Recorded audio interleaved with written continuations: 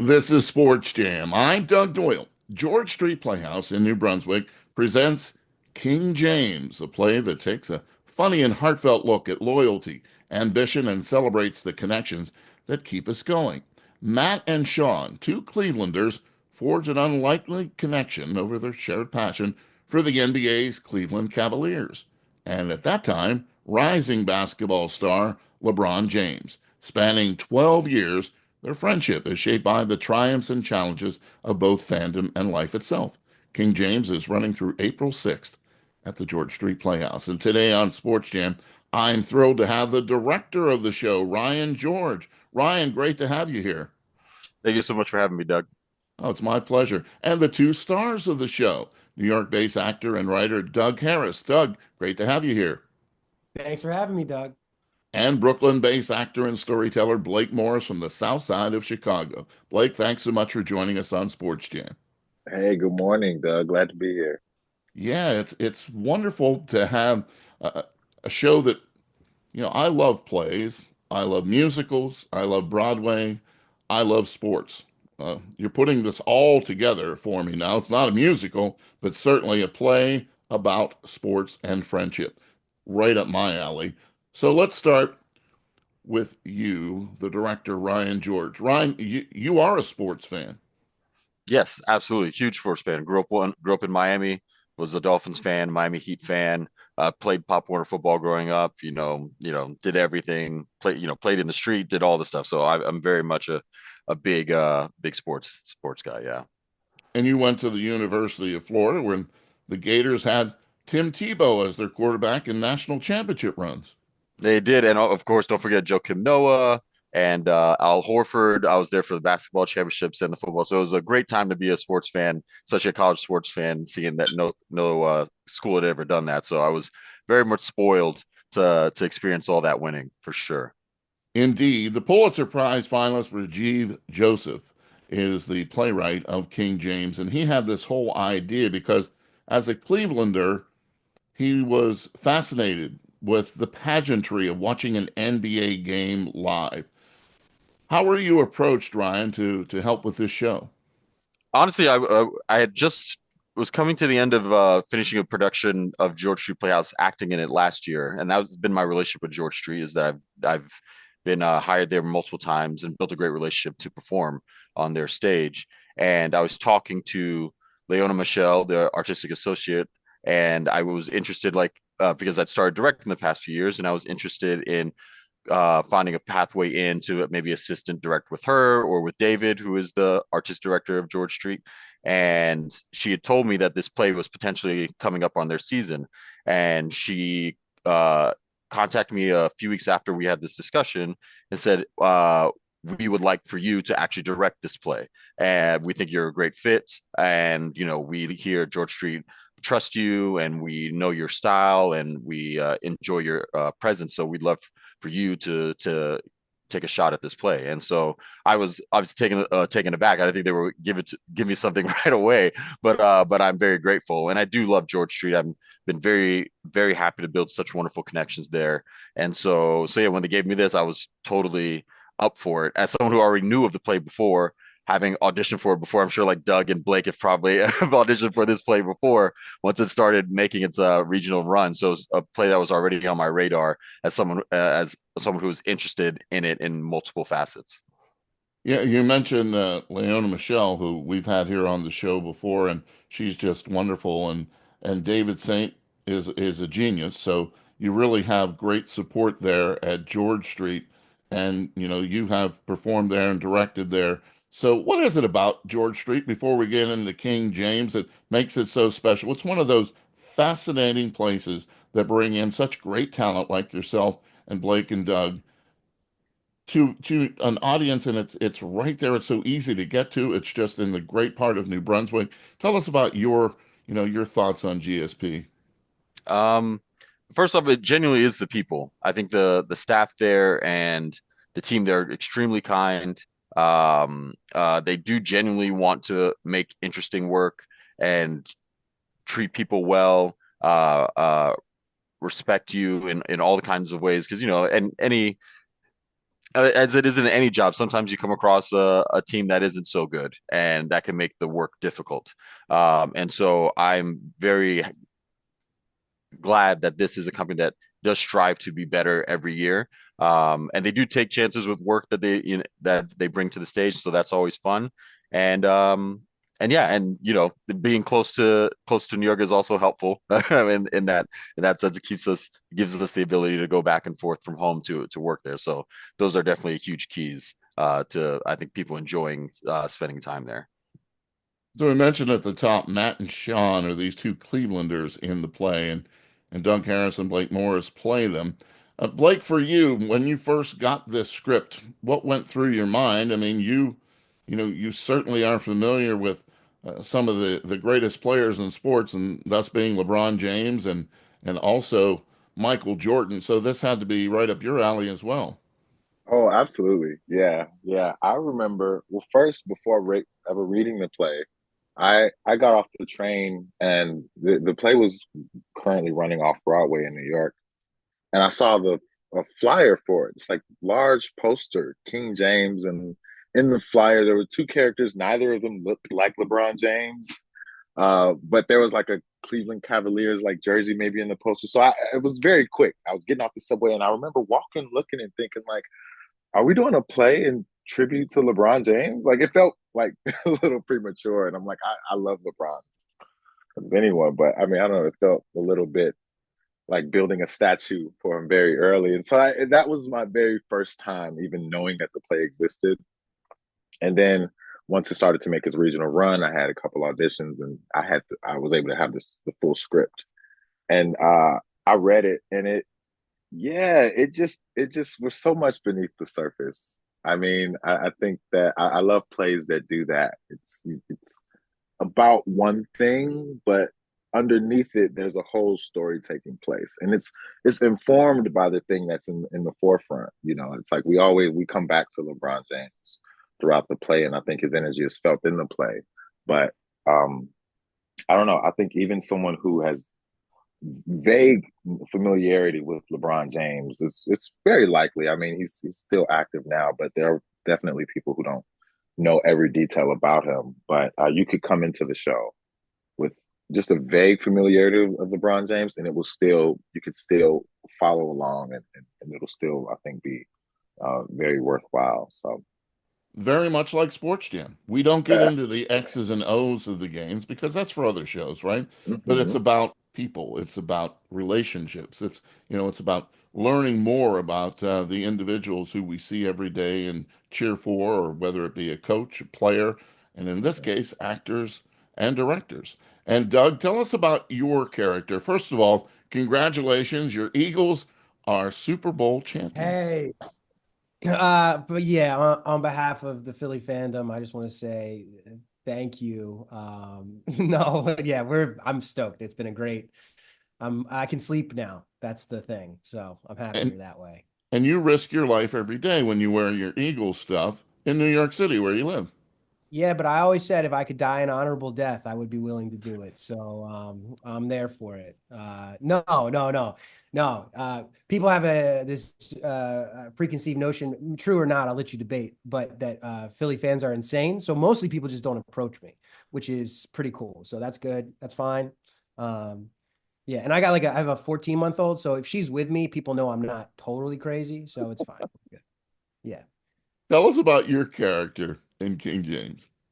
Yeah, I mean, he's a pretty interesting guy. I think he's like, this play, and the thing that resonates with me is the way for me that sports has served as a jumping off point for a lot of conversations that are more complicated, especially when you're talking about like being a man, masculinity, I mean, there's always that like conversations with your dad type thing, but for me specifically in this story, it's about friendship and how like people who are feeling maybe pretty lonely, they go to these places where people gather for these events and they find each other there. And, then they have to work their way around it from that. Matt's a pretty interesting guy. He's sort of stuck. He's frustrated. He's ambitious, but he's also, dealing with growing up. And I think that journey is hard for everybody. But for somebody who maybe speaks before they can quite wrap their mind around what they're going to say, and occasionally won't stop speaking, it's hard to, slow your roll, as it were.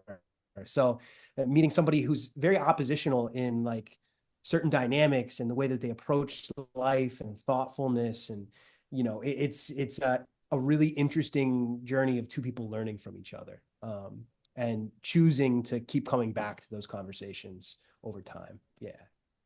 Blake, you play Sean, and when this relationship develops between the two of you, Doug mentioned it. Sports is a universal connector, right? You might not have anything else in common, but if you root for the same sports teams or follow the same leagues, whether it be the Premier League in soccer, whether it be the NFL or the NBA or the NHL. Recently, I ran into two guys at Madison Square Garden were there for their first hockey game ever, and they were from Sweden, right? And they were Penguins fans. So we got to connect right through. What a bizarre way to meet, somebody from Sweden at MSG rooting for your Pittsburgh team on the Rangers home ice. But, Mhm. for Sean, take us into the mindset of Sean a little bit. Oh man, Sean, um, in the time that I've been living with him, he's very observant. He's an observer. I think first and foremost, um, he definitely struggles a bit with, I think, feeling out of place. I think he's very deeply concerned with how people see him and how they don't see him.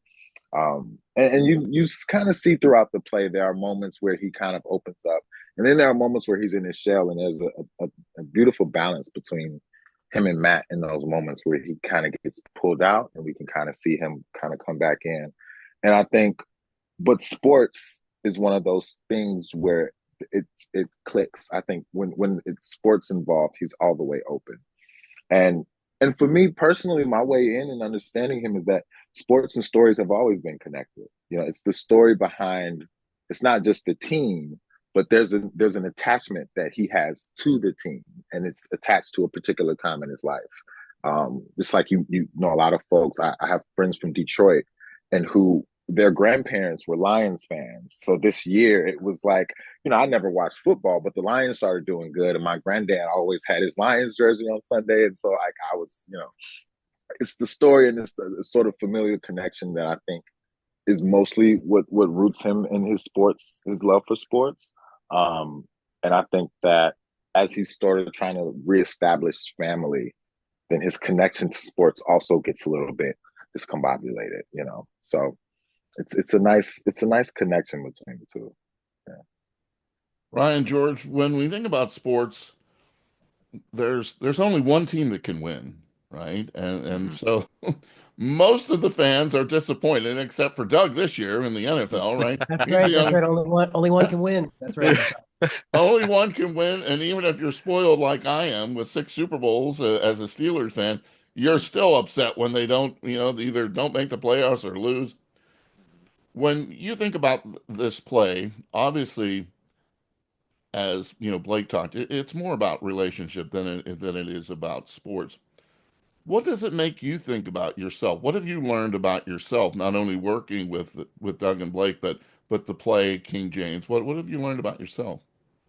I mean, I think even as artists, there's a lot of correlation between working in the theater, acting industry, directing, because there is a lot of failure. There's a lot of missed opportunities, or you feel there's missed opportunities, or you feel you're getting passed by, and all this. And so, as you said, only one person gets the championship, only one person gets the job in this industry too. And so, the what this play I think teaches us that connects to us as well is that you got to get back up, you got to keep trying.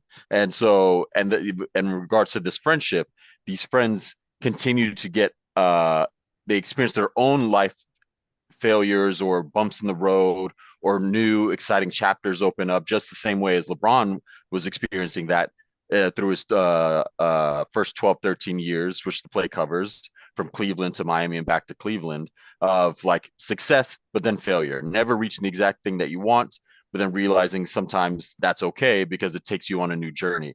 And I think uh, the exploration of that reflects not only for sports, reflects respects for the art industry, specifically acting and theater in the theater realm. I think it reflects for other people in other different pursuits. And so there's that universal thing that sports teaches us is that even though you fail, if you really want it, you have to keep trying, making yourself better, finding new avenues. Also realizing like don't beat your head over the same thing. If the door is not opening, go find another door. And that's some of the best athletes in the world in whatever sport find that. They find another thing to hone or a new mindset to get themselves across the finish line. And so that I think is definitely something that permeates universally from this play. I think something that all three of us have drawn us to this play over the years, and as well as what we'll be getting into this week when we get into the room. And I think that is uh, what's exciting is that we're going to be trying, new avenues, new things throughout the play. And that is always a joy being able to be in the room and witness people take chances. And if it doesn't work, it's all right. We'll get them the next day. And the same thing as when the show is finally open and they're on stage and doing the thing. And maybe that day, didn't get it, didn't hit the way I wanted. I'll be back tomorrow. I'll hit the game winner tomorrow. Like it's the same. Like being the fact that live sports and live theater, they feel they have that similar energy of that you don't know what's going to truly happen, and the magic, any type of magical moment can occur. So that's also the beauty of this play, and for any artistic adventure that's live. And so I think that's what makes this bond of sports and theater even more exciting. Yeah, same thing can be said for musicians and sports stars. They seem to always Absolutely. want to be the other, right? They Hmm. have this admiration across the way. I remember when I had Earl the Pearl Monroe on, he talked about his relationship with Miles Davis and how both kind of wanted to be each other, as they went through their amazing careers. Pulitzer Prize finalist Rajiv Joseph is the playwright, as I mentioned, and he has he got that for Bengal Tiger at the Baghdad Zoo and has been such a creator through his career already. What do you think about Rajiv's writing that makes him special when you look at it and how, things are related? I mean, when you think about passion, right? Passion always creates, to me, the best creativity. Ryan, obviously, he was passionate about his Cavaliers, so you have to be able to see that in the play, right? Absolutely. I think any any great artist, especially when it comes to writing, if they're able to pull from their own personal experience, it makes it much more tangible and much more grounded. And so I think in a lot of Rajiv's writing, from Bengal Tiger, the Baghdad Zoo, or Guards of the Taj, which also is a wonderful play of his, and this one too, it feels extremely contemporary and honest in the moment, and the way these two men speak, and that thing he's also tapping into his own personal experiences of being a man watching LeBron James, being a sports fan, connecting with other men, in that sense of building friendships. And I think that's what makes it so relatable, is that it does truly feel like two young men talking about sports and then growing together talking about sports, but really they're talking about each other and each other's lives, and the ways that we do and we don't talk about how we feel or what we need in terms of support, in terms of advice, any of that. And I think his ability to capture language and conversation is extremely high, and I think that's why his work just clicks for a lot of people. Like you kind of mentioned it when you saw the poster and said, "Oh, is this about LeBron James?" I wonder if anybody could really play LeBron James. The one thing that I always noticed about him is he has muscles that I didn't know the human body had, right? It's like, what is that? Well, I Yeah. certainly didn't experience, that. Didn't spend much time in the weight room, as you can tell. But Right. but I don't think I could have ever done that. But because of his routine, he has been able to last in the game. So who knows how long people are going to see King James, and he's still on the court, which is Yeah. which is amazing. When you think about, these superstars, and you think about the hard work that goes into being an actor. That's another thing that you guys can relate to. You have to be in great physical shape. Hmm. Oh yeah, yeah. And I mean with a show like this, a two-hander, it's like one-on-one. It's you and the other person. You don't get a chance to like retreat or go off stage. It's like no, we start and we're going. But like what Ryan said, the live action moment of it is what you kind of have to be present. You kind of have to stay listening.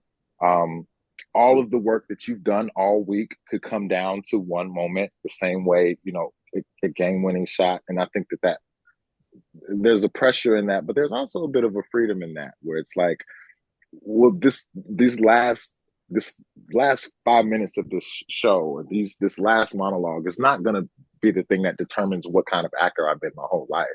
It's just what I'm able to do in this moment. And so I don't know, it kind of like the sports element allows you to be present in it. And you watch stars, you watch someone like LeBron James, you get to see him fail big and to see him win big. Even last night he was trending and I got so nervous. I was like, why is LeBron trending? What happened? And he bowed out of the All-Star game. Another announcement that like kind of not as big as the decision, of course, but still shook people. But how artists have how athletes have to take care of themselves. And it's a tough position too when so many people rely on LeBron James for some kind of not just it's beyond entertainment for some folks at this point. I think that he is the reason why a lot of people still watch the game. And I think that some of that pressure of when I can take care of myself versus when I can give to the work, actors, there's such a direct relationship between us and the audience and showing up and giving most of ourselves to the work. And yeah, there's a physical taking care of yourself. There's also a mental taking care of yourself. And I have no idea. We can see the results of LeBron's physical, maintenance that he does for himself, but the mental maintenance that he has to do, I can't imagine what that's like. But the similarities, I think, really keeps me drawn to sports. Doug Harris, I'm curious. I always wonder when you're in a production like this, especially an intimate production where there's two people going back and forth. What's your relationship with Blake now? What was it before and what is now? Well, I didn't know Blake before this. I know we have some mutual friends, but and we're still, we're going to build and find that as we grow with the show. But um, there is, when the text is good and you see somebody, the gift of having a director who's in place to sort of decide how the pieces are going to fit. There's a respect inherent there on the approach to the story. We look to Ryan and we say, hey, we know that we fit together. Um, and so the gift of that is let's explore this, let's find this together. And the gamesmanship, uh, I'm looking, I get to look to have a lot of fun in this show.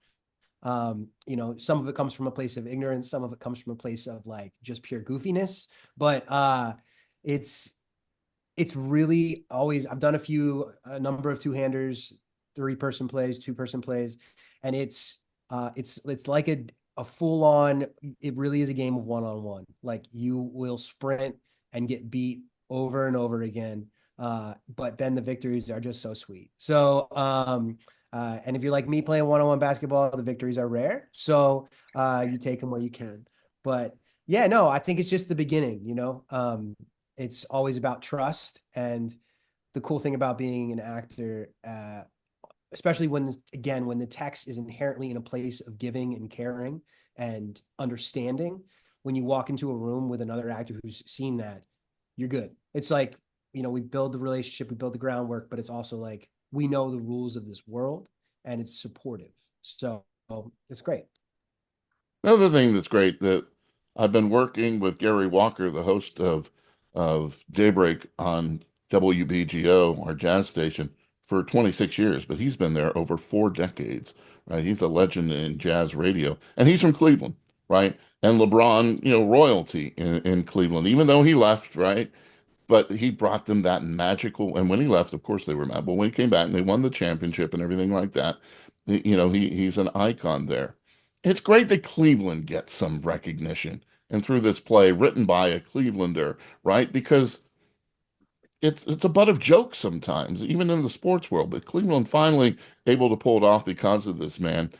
Doug, I know that you're an Eagles fan. I know you live in New York City, but did you learn anything about Cleveland kind of ease in doing this play?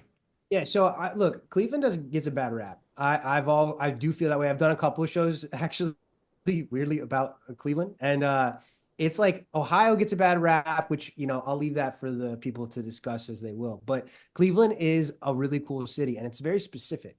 It reminds me of bigger cities in a way that like the culture shifts as you travel across the city, and it's got a real history and a richness. And any city that can live through such middling sports teams for so long and still support them that way, there's no reason the Browns should have that many fans. Like that's crazy, but that's commitment, right? Like, and I think especially in sports, being able to foster that. And of course, LeBron came down and it was like an amazing, transcendent. I mean, we discuss Jordan versus LeBron in the play, so I won't get into that here. But he's an amazing thing, but they weren't going away. You know what? And these guys we meet in this story, they're not the type of fans who are like gonna leave, and it comes up throughout the play, like the idea of walking away from your team and all these things. So no, Cleveland, it's gonna sound cheesy, but it's pretty cool. I like Cleveland a lot. It's just too cold, but that's fine. That's fine. Blake, growing up in the South Side of Chicago, I guess can I ask you who's better, LeBron or Michael Jordan? Is that a fair question? I was but an infant when Michael was having his amazing run in the, in the I 90s. was not, by the way. I was not an infant at that point. Right. I'm like, how much can I claim having been a part of that? I mean, no, definitely growing up in a city that had already been stamped as a force in the sports world um, was kind of cool. But yeah, so for this play, understanding the psychology of people who, like, for me, uh, I don't understand showing up, packing out an arena for a game. You know your team is about to lose, or I would I was looking into not just sports, the history of sports in Cleveland, but like I was reading up on the Bills, and that 4 Super Bowl tragedy that they Yeah. that they If dealt there's with, a and like curse, they're cursed. it's unexplainable. And then, but to how people do find that, I don't know. It has to be something other than just about watching a team win. And there's something I think deeply spiritual and communal about it. Not to, I don't know. It's Oh yeah, not in it's a a religious religion, way. right? It's It, it, definitely a it religion. and that's not far fetched. I'm like, if you can really, I don't know, the all the people coming together and the ritual of it and the spectacle of it, and I think you have to experience it because, like, watching it from afar, you could just be like, oh, those people are crazy, but going through the process and even seeing how everything leading up to the game, the ritual of coming into the arena and the crowd noise, and it's such a beautiful spectacle, and I'm understanding more and more about how sports people think. Um, yeah, I was definitely a Bulls fan, so we didn't get smack talked growing up. Yep. So We just have a couple of minutes left. In a minute, Director Ryan George of King James running at George Street Playhouse. Why should people go? Uh, Go there for a laugh. This is a funny play. It does get insightful and endearing and thoughtful throughout many moments of play, but it is funny and it's heartwarming and it's also going to be exciting. We have a wonderful, great technical aspect, a video kind of aspect I'm building in to help draw people in who aren't LeBron James fans and to help them catch up to see where these guys are so that they are just as excited to hear the conversations and the arguments that they'll have about LeBron James and everything with the assist of experiencing LeBron James' career. And yeah, great night at the theater. Come see something live. Get off your phones. Come be with other people. And especially if you have a young man in your life, an older man in your life, anything like that, maybe they've never been to the theater before, they've only been sports junkies, bringing them to this. And I think they will realize that the what's happening on that stage are conversations that they are currently having or they need to have. And I think that is vital to building a strong community and getting people together. So if you're looking for a fun night out, something that's going to pull on your heartstrings a bit, and maybe start some conversations, you should come see King James at George Street Playhouse. Well said from the director of King James, and Ryan George will have you laughing, right? Because he is directing this play. And so thanks, Ryan, for being here. Thank you so much. Also want to thank the two stars of the show. Doug Harris, thanks for being here and congrats again on your Eagles. Thank you. Thank you. Go Birds. I know you know how to spell it too, so you can spell it if you want. No, I'm good. We also want to thank Blake Morris. Blake, it's been great to have you on SportsJam. This was great, Douglas. I appreciate it. Thank you. Once again, George Street Playhouse in New Brunswick presenting King James, and that runs through April 6th at that wonderful theater in New Brunswick, New Jersey. Guys, we're definitely going to check out the show. Thanks for being here on SportsJam. Thank you.